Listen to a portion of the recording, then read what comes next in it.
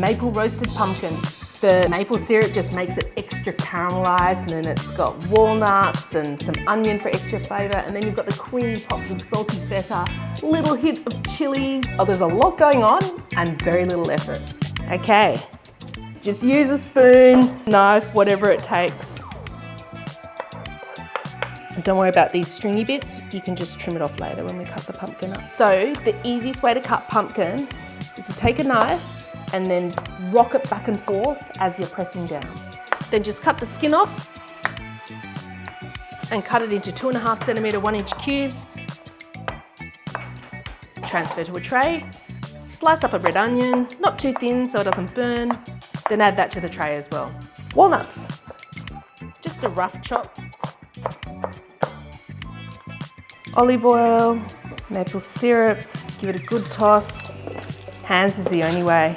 Salt, chili, give it another good toss, then spread it out. You want to make sure that they're not too cluttered, otherwise they're just going to stew rather than roast, and we want to get some beautiful colour on the pumpkin.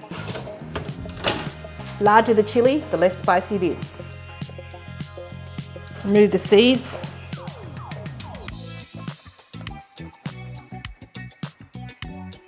Parsley.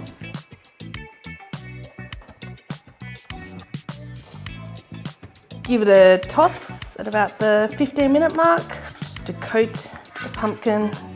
Spread that out again.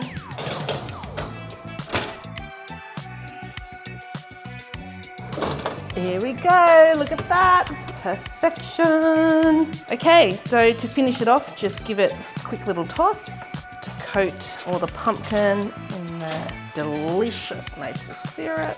So you kind of want to spread it out in a single layer because it gets sprinkled with the tasty garnishes. Crumble over the feta, parsley, and some fresh red chili. There you go.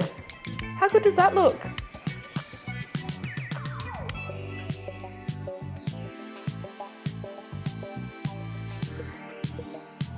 Or mine.